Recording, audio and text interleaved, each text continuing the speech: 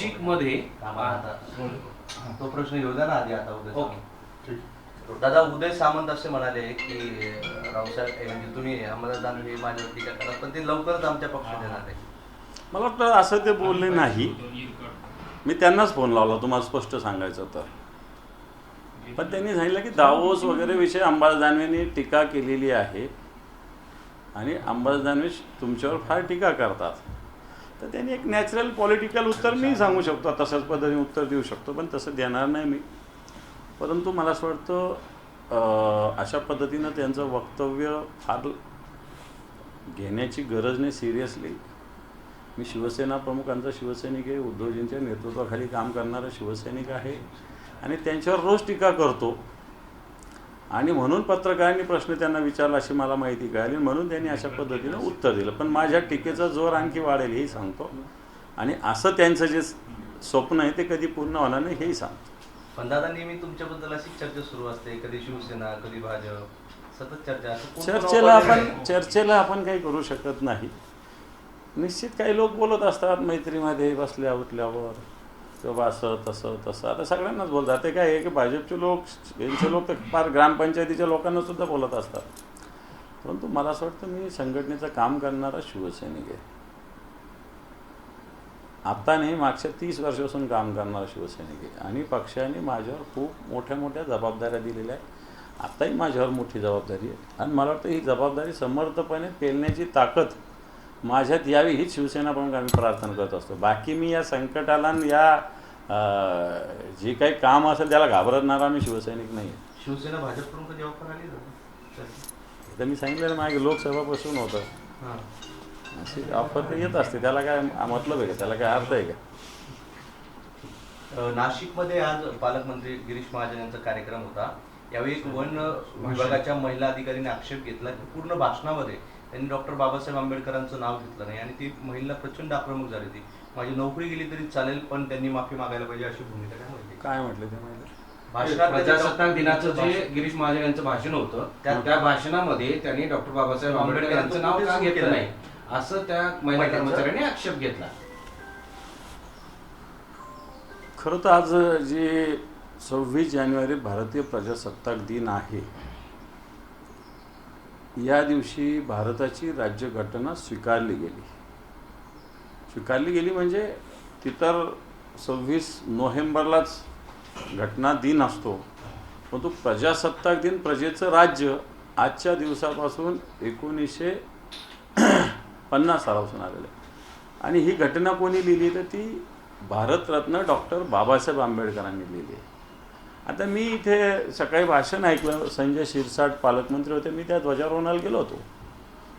मला वाटतं सगळ्या पालकमंत्र्यांचं जवळपास सारखंच भाषण सरकारकडून येत असतं. थोडेफार संदर्भ त्या जिल्ह्याचे थोडेफार बदलत असतात आणि त्याच्यात प्रजासत्ताक दिनाला तर डॉक्टर बाबासाहेब आंबेडकरांचं नाव आलंच पाहिजे.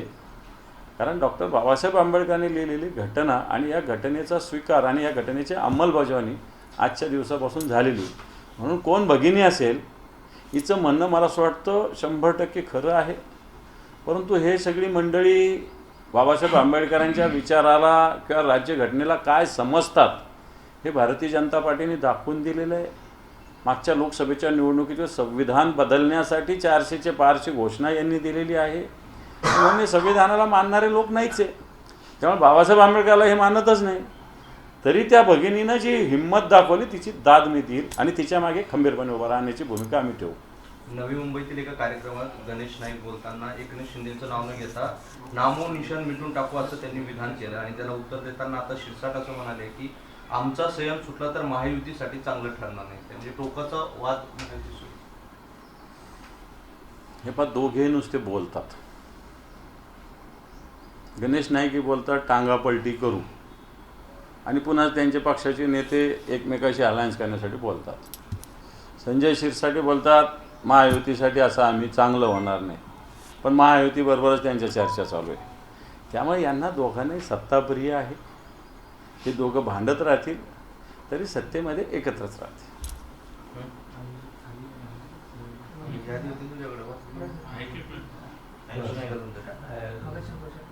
भगतसिंग कोश्यारी यांना भगतसिंग कोश्यारी जे राज्यपाल होते यांना का पुरस्कार मिळाला हा प्रश्न यांनी काय मोठे दिवे लावले. यांनी छत्रपती शिवरायांचा अवमान केला, यांनी महात्मा ज्योतिबा फुलेंचा अवमान केला, बरं एकदा नाही वारंवार केला. आणि अशा व्यक्तीला आपण का हा पुरस्कार दिला हा निश्चित मनातला प्रश्न आहे. परंतु सरकार आहे असे त्यांची चाटणाऱ्या बहुता मी सगळ्या विषयी नाही ऑब्जेक्शन घेणार, पण भगतसिंग कोश्यारी सारख्या व्यक्तीला अशा पद्धतीनं पुरस्कार देणं चुकीचं आहे. उद्या आपलं मूक आंदोलन या ठिकाणी हां, उद्या आम्ही संभाजीनगरात एक आंदोलन करतोय. वाराणसीमध्ये मनकर्णिका घाट जो आहे आणि अहिल्याबाई पुण्यश्लोक अहिल्यादेवी होळकरांचा जो प्रतिमा पुतळा आहे ही पूर्णपणे JCBनं बुलडोझरनं पूर्णपणे नेस्तनाबूत केलेली आहे. भारतीय जनता पार्टीचं सरकार हे छद्म हिंदुत्ववादी आहे. हिंदुत्ववाद म्हणजे काय? मनकर्णिका घाट या देशातील हिंदूंना मनकर्णिका घाट माहिती नाही अशातला काही भाग नाही आहे. सगळ्या देशातल्या हिंदूंना मनकर्णिका घाट माहिती आहे.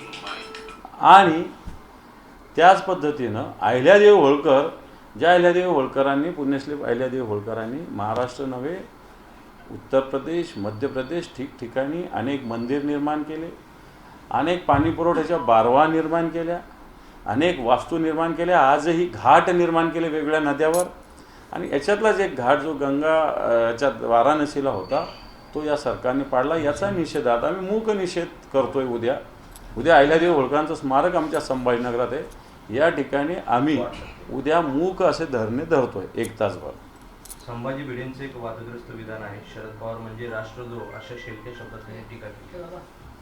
हे बघ, बाकी टीका टिप्पणी करणं अयोग्य आहे किंवा योग्य आहे ज्याचा त्याचा प्रश्न आहे, पण राष्ट्रद्रोही शरद पवार साहेबांना म्हणणं हे अतिशय चुकीचं आहे. शरद पवार साहेब या देशासाठी, या महाराष्ट्राशी झिजणारं एक नेतृत्व आहे. वैचारिक वादविवाद एकमेकांचा असू शकतो, परंतु नेतृत्वाविषयी अशा पद्धतीनं देशद्रोहाचा आरोप लावणं हे एकदम चुकीचं आहे.